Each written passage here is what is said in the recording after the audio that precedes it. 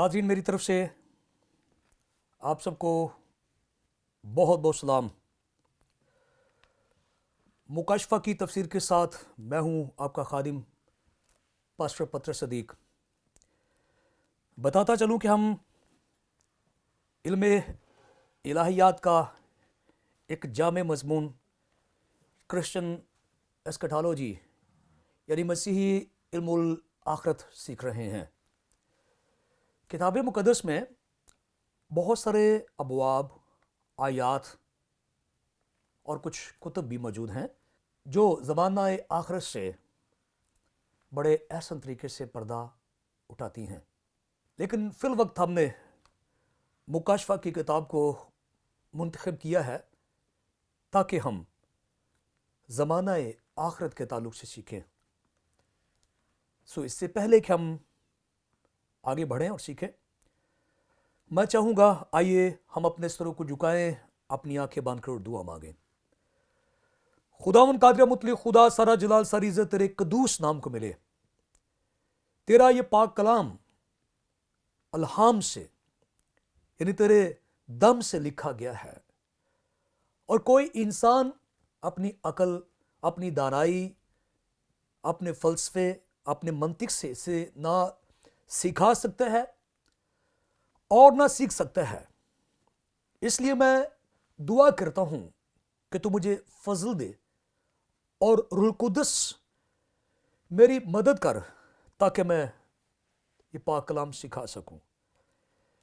इस तरह तमाम सामीन और नाजरीन को तेरे पाक हाथों में देता हूं जो इस वक्त तेरा कलाम सुन रहे हैं, देख रहे हैं। खुदाम बड़ी बरकत दे और इनमें से अगर कोई बीमार है, कमज़ोर है, लागिर है तो यीशु के कदूस नाम से रिहाई पाए।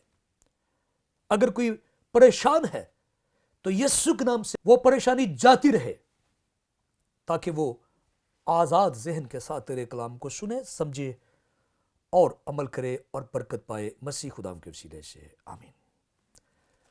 तो नाज़रीन, अगर आप बाकायदगी के साथ PMI TV देख रहे हैं और फिर बाकायदगी के साथ मुकाशफा की तफसीर सीख रहे हैं तो आपको याद होगा कि अब तक हम मुकाशफा की किताब के पहले बाब को बड़ी तफसील के साथ सीख चुके हैं और अब हम दूसरे बाब में से सीख रहे हैं।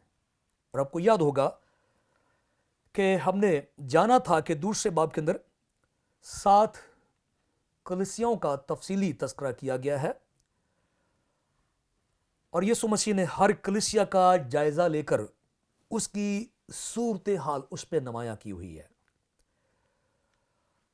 और अब हम इफिसस की कलीसिया के बारे में सीख रहे हैं और अपने गुज़श्ता पैगाम में मैंने आपको बताया था कि हमने मुकाशफा की किताब के दूसरे बाब की 6 आयते मुकद्दसा तक जो है वो खुदा के कलाम में से यानी मुकाशफा की किताब में से सीख लिया है।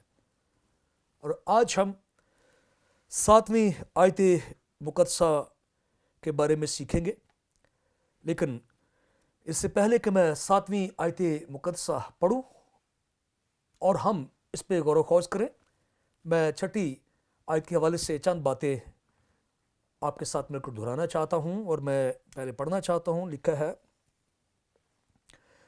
अलबत्ता तुझ में ये बात तो है कि तू निकुलियों के काम से नफरत रखता है जिनसे मैं भी नफरत रखता हूं। तो नाज़रीन, आपको याद होगा कि हमने ये नतीजा अक्स किया था कि यीशु मसीह निकुलियों की तालीम से क्यों नफरत रखते थे और इफिसस की कलीसिया भी निकुलियों की तालीम से नफरत करती थी, जिसकी वजह से यीशु ने उन्हें सराहा।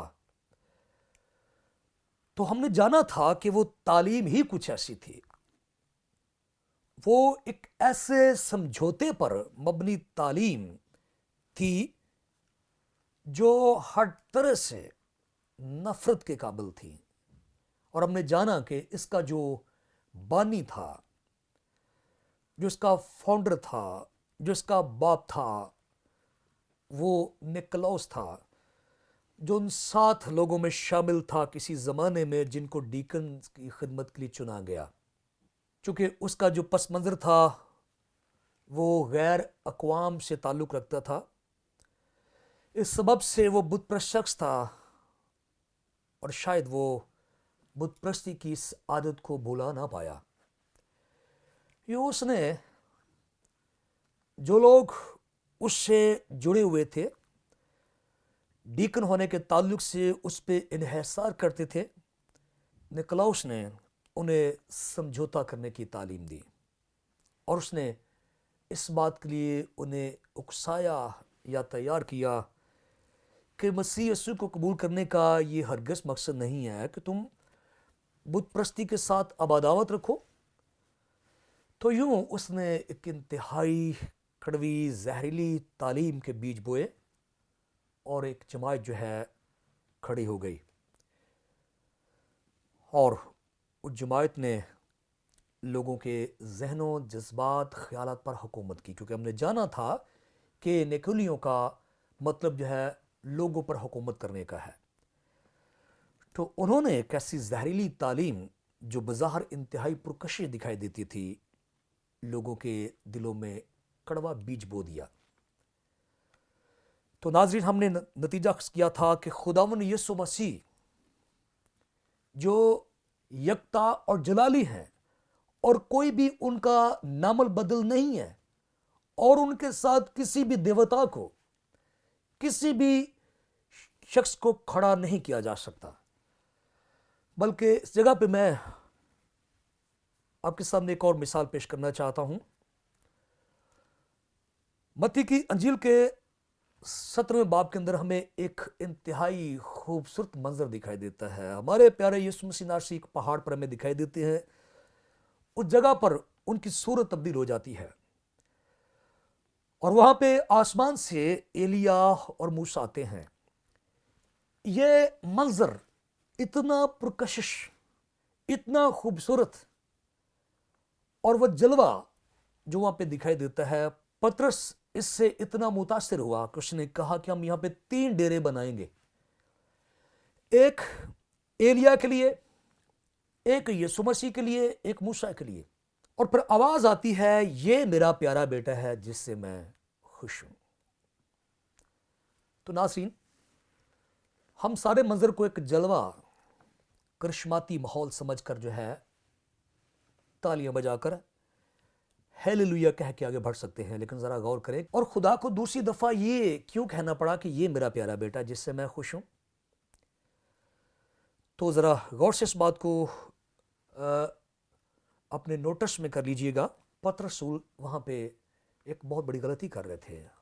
غلطی یہ تھی کہ وہ خداوند یسوع مسیح کو نبیوں کے مقابلے میں لا رہے تھے، اور خدا نے فوراً یہ پیغام دیا کہ یہ نبی، رسول، پیغمبر وہ ٹھیک ہیں، میرے بھیجے ہوئے ہیں، لیکن میرے بیٹے کا یہ رینک، یہ عہدہ نہیں ہے، اور تم ایک بڑی مسٹیک کر رہے ہو، بڑی غلطی کر رہے ہو۔ اور خدا کو یہ ری اناؤنس کرنا پڑا، دوبارہ خدا کو بتانا پڑا کہ یہ میرا پیارا بیٹا جس سے میں خوش ہوں۔ تم اسے نبیوں، رسولوں، پیغمبروں کے ساتھ کھڑا نہیں کر سکتے۔ ایک طرح سے وہ خدا کی ناراضگی کا اظہار تھا، اور خدا نے اپنا ارادہ ایک بار دوبارہ اس کو منکشف کیا۔ پہلے بھی خدا نے کہا تھا، یہ میرا پیارا بیٹا جس سے میں خوش ہوں۔ تو ناظرین، یسوع کے ساتھ کسی کو کھڑا نہیں کیا جا سکتا، کسی کو اس کے مقابل میں لایا نہیں جا سکتا۔ دنیا کے کسی بھی خطے میں آپ ہوں، کسی بھی علاقے میں ہوں، کتنا بھی دباؤ کیوں نہ ہو، کبھی بھی مسیح کے ساتھ کسی دوسرے کو جو ہے وہ آپ کھڑا نہیں کر سکتے۔ اور نیکولیوں کے لوگوں نے یہ غلطی کی، انہوں نے دیگر تمام دیوتاؤں کے ساتھ مسیح کو کھڑا کرنے کی کوشش کی، اور لوگوں کو خوش کرنے کے لیے یہ ٹولہ میدان میں آ گیا، اور مسیح اس سے نفرت کرتے تھے۔ اور ہم سب کو بھی یہ بات یاد رکھنی چاہیے، جب ہم کتاب مقدس پڑھتے تو نو ڈاؤٹ، کچھ شک نہیں ہے کہ بڑی بڑی پرسنالٹیز ہیں، بڑے بڑے انبیاء ہیں، بڑے بڑے رسول ہیں، بڑے بڑے پیغمبر ہیں، لیکن کوئی بھی خدا یسوع مسیح کے ساتھ کھڑا نہیں ہو سکتا. کھڑا ہونے سے مراد میں یہ نہیں کہہ رہا کہ وہ اس کو چھو بھی نہیں سکتا. میں یہاں پہ فزیکلی بات نہیں کر رہا, جسم کی بات نہیں کر رہا, میں عہدے کے تعلق سے بات کر رہا ہوں. یسوع مسیح کی جو ذات ہے وہ ذات الہی ہے, وہ ازل سے ہے. باقی تمام چیزیں مخلوق ہیں, تخلیق ہوئی ہیں. کوئی نہ کوئی پیدا ہوا ہے, کسی نہ کسی کا باپ ہے, کسی کی ماں ہے. یسوع مسیح ناصری غیر مخلوق ہیں, کوئی ان کا ثانی نہیں ہے, کوئی ان جیسا نہیں ہے. اور کوئی یہ جرت کرے کہ یسوع کے ساتھ کسی دوسرے شخص کو, کسی مرد کو, کسی عورت کو کھڑا کرے, کسی دیوی یا دیوتے کو یسوع مسیح کے ساتھ لائے, یہ کیسے برداشت کیا جا سکتا ہے؟ اور یسوع نفرت کرتا تھا. ذرا نفرت کے لفظ کو زور سے آپ بولیں, ادا کریں, پھر کچھ سمجھ آئے نفرت کس سے کہتے ہیں. افسس کی کلیسیا نے اچھا کیا کہ وہ بھی یہ پسند نہیں کرتے تھے. تو ناظرین, ہم نے بڑی تفصیل کے ساتھ ساری یہ باتیں سیکھی ہیں, اور کسی بھی مسیحی کو کسی بھی مقام پر, کسی بھی جگہ پہ خداوند یسوع مسیح کے مقابل کسی کو بھی کھڑا نہیں کرنا. اور یسوع نے خود بھی یہ بات فرمائی کہ جو مجھ سے زیادہ محبت اپنے خاندان سے, اور یسوع مسیح نے خاندان کے نام بھی لیے, اپنے بیٹے سے کچھ زیادہ پیار کرتا ہے, مجھ سے بڑھ کر بیٹی سے زیادہ پیار کرتا ہے, ماں باپ سے پیار کرتا ہے, وہ میرے لائق ہی نہیں ہے, وہ میرے لائق ہی نہیں ہے. تو یہاں بھی خداوند یسوع مسیح رشتوں کے خلاف نہیں ہے, ماں باپ کے خلاف نہیں ہے. اس سے گوشہ نشیبی کا راستہ نہیں نکلتا کہ میں نے یسوع کو قبول کر لیا, میں سارا کچھ چھوڑ چھاڑ کر جنگلوں میں چلا جاؤں. اس جگہ پہ وہ اس بات کا ہمیں اشارہ دے رہے ہیں کہ ان کی جو پرسنالٹی ہے, ان کی جو شخصیت ہے, وہ انسانوں سے, انسانی رشتوں سے بالاتر ہے. ان کے پیچھے چلنے کے لیے, ان کے پیچھے آنے کے لیے کسی کو بھی سلیب اٹھانا پڑے گی. ہر چیز, ہر سابقہ عقیدہ, تعلیم ترک کرنا جو ان کی شخصیت کے ساتھ کنٹراڈکٹ کرتا ہے, تضاد کرتا ہے. پھر بتاتا چلوں, پھر یہ اناؤنس کرتا چلوں, پھر یہ اعلان کرتا چلوں کہ خداوند یسوع مسیح یکتا اور جلالی ہیں. اگر آپ کبھی اس عقیدے کا شکار ہوئے, یا آپ کو کسی نے پھسلایا یا بتایا, ریفرنس دے کر, تعلیم دے کر, مثالیں دے کر سکھانے کی کوشش کی کہ فلاں میں بھی یہ ابیلٹی ہے, فلاں میں بھی اتنی خوبیاں ہیں, ہم ساری خوبیوں کو مانتے ہیں, لیکن کبھی نہ بھولیں یسوع مسیح ذات الہی ہیں, وہ کامل خدا ہیں, کامل انسان ہیں, وہ ازل سے ابد تک ہیں, اور کوئی بھی مخلوق ازل سے نہیں ہے سوائے یسوع مسیح ناصری کے. میرے خیال میں یہ کافی وافی ہوگا, اور وہ نام ابد تک ہمیشہ رہے گا. تو ناظرین, یہ سن لینا کافی نہیں ہے, بلکہ وقت آنے پہ افسس کی کلیسیا کی طرح میں کھڑے ہو جانا ہے, نفرت کرنا ہے, اعلانیہ نفرت کرنا ہے, بتا کر نفرت کرنا ہے, دوسروں کو سکھانا ہے. اس بات سے نفرت کریں, اس تعلیم سے نفرت کریں.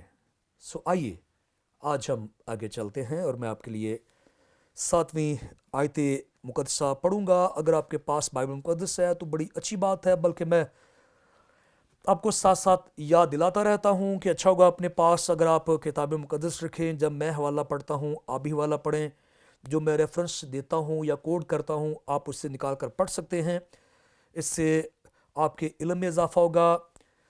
تو آئیے ہم پڑھتے ہیں مکاشفہ کی کتاب کے دوسرے باب کی 7ویں آیت مقدسہ, جو کچھ اس طرح سے ہے. جس کے کان ہوں وہ سنے کہ روح کلیسیاؤں سے کیا فرماتا ہے.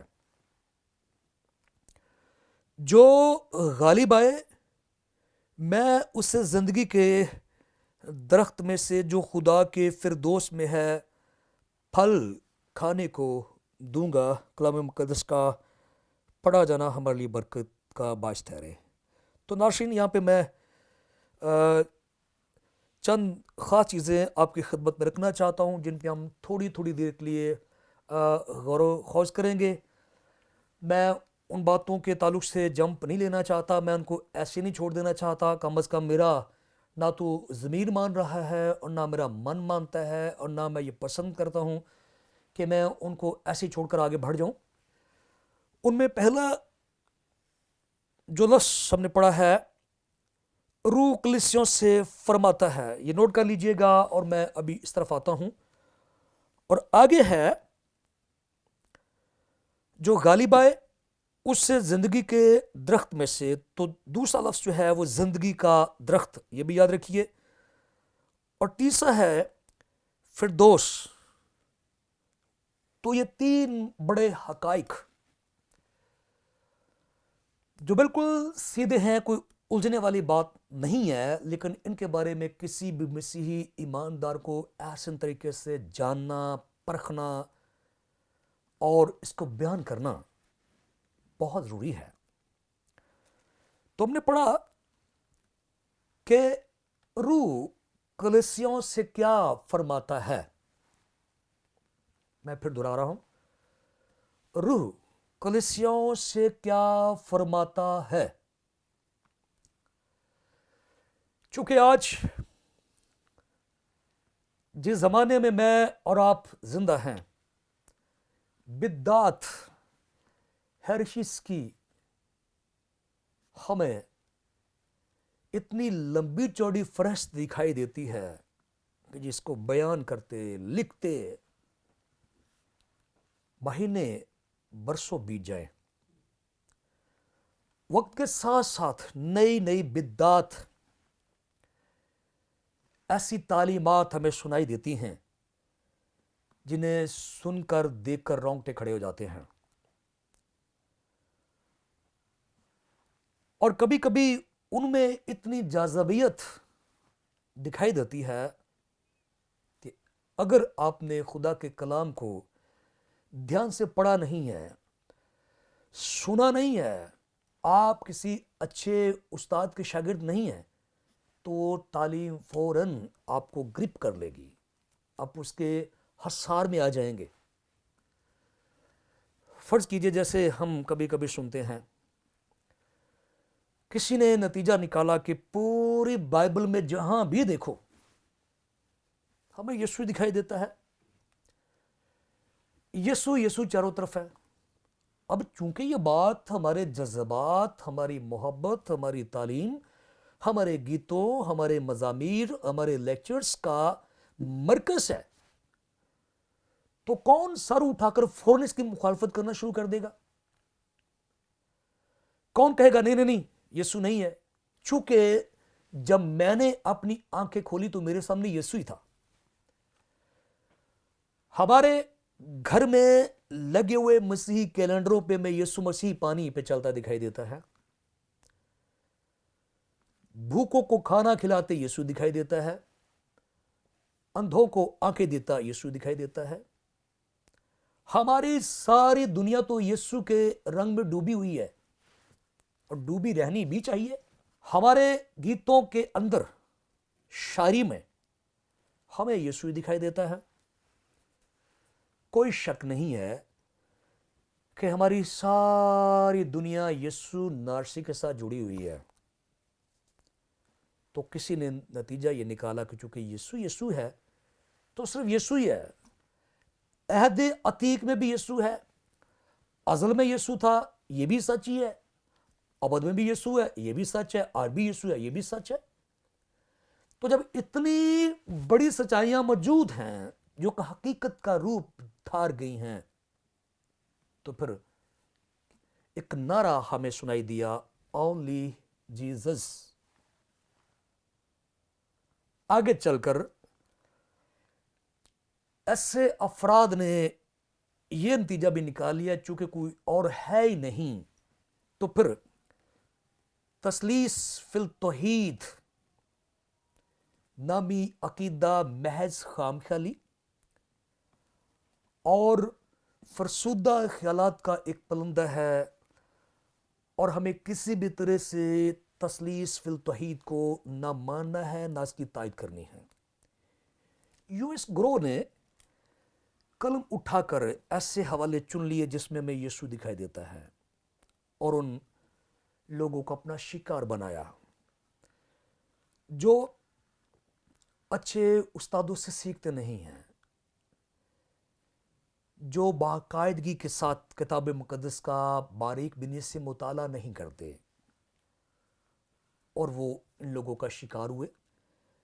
چونکہ میں نے بتایا کہ انسان اپنے جذبات سے مات کھا جاتا ہے، ہمارے گیت ہی کچھ ایسے ہیں، ہماری تعلیمات ہی کچھ ایسی ہیں کہ ہم اس سے کبھی انحراف نہیں کر سکتے اور نہ کرنا چاہیے۔ آپ کبھی جو گیتوں کی ہماری کتاب ہے، کوئی بھی کتاب ہے، اس میں ہم دیکھیں تو کتنے گیت یسوع مسیح کے نام سے شروع ہوتے ہیں اور یسوع کے نام پہ ختم ہوتے ہیں۔ تو ناظرین، اس کا ایک بیڈ امپیکٹ، ایک برا سایہ جو ہے ہمارے کلیسوں پہ پڑا، اور وہ اس بات سے متاثر ہو گئے کہ ہمیں یسوع کے نام ہی لینا چاہیے، اور یسوع ہی شروع ہے، یسوع ہی آخر ہے۔ اور میں نے جیسے بتایا کہ اونلی جیزس کا کانسیپٹ جو ہے وہ دنیا میں آیا، کلیئر ہوا، لوگ اس پہ عمل کرتے ہیں۔ چونکہ جب بدعت وجود میں آ جاتی ہے تو کوئی ظاہری نقصان دکھائی دیتا نہیں ہے، ایسے لوگوں کو ساری باتیں ویسی کی ویسی دکھائی دیں تو نہ وہ ڈرے، نہ وہ سہمے، نہ وہ یہ تعلیم آگے پھیلانے سے باز آئے۔ تو ناظرین، اس طرح سے یہ طبقہ آگے سے آگے فروغ پاتا چلا جاتا ہے، اور جتنی بھی بدعات ہیں، اب سن لیں بدعت ہوتی کیا؟ بدعت وہ ہوتی ہے جو اصل عقیدے تعلیم سے ہٹی ہوئی ہو، یعنی مذہب کوئی کھلا میدان نہیں ہے، سر پٹ گھوڑے ڈھڑانے کا میدان نہیں ہے کہ آپ کے دل میں جو مرضی ہے ویسے کر لیں۔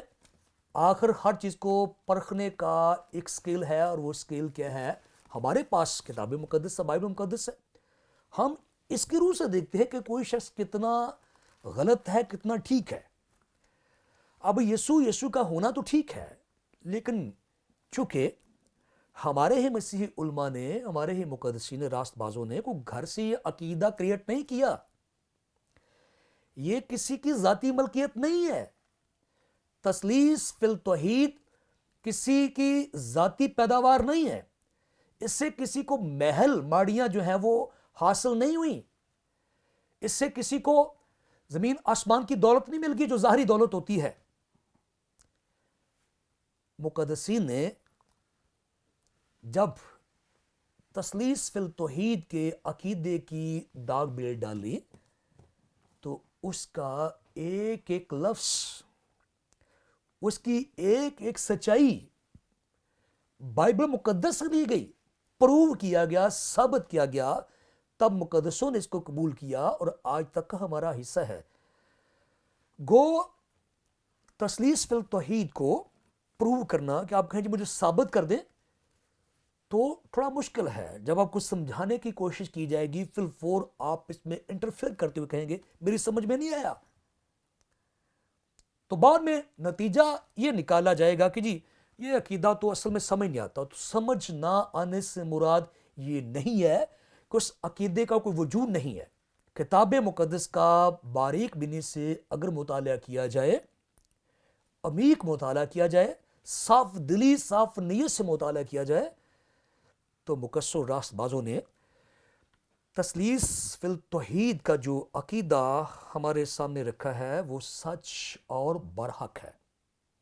اس کا مطلب ہے کہ تثلیث کے 3 اقنوم ہیں، خدا باپ، بیٹا اور روح القدس، اور یہ تینوں ازلی ہیں، اور ان تینوں کو تقسیم نہیں کیا جا سکتا، اور ان تینوں کا جوہر ایک ہے، یعنی ان کی پرسنالٹی سیم ہے، اور یہ تینوں پرسن ہیں، شخصیات ہیں۔ چونکہ یہ اس قدر یکتا ہیں، اس قدر یہ آپس میں ملاپ ہے ان کا کہ یہ تینوں ایک ہیں، اور یہ تینوں پرسن بھی ہیں، اور تینوں ایک بھی ہیں۔ تو ناظرین، یوں تثلیث فی التوحید عقیدے کی بنیاد جو مقدسوں نے رکھی، وہ رپیٹ उसकी बहुत गहरी जड़ें किताब मुक़द्दस में मौजूद हैं। और रूह कुदस तस्लीस फिल तौहीद इस अकीदे का दूसरा अकनूम है। और यहां पे लिखा है कि रूह फरमाता है।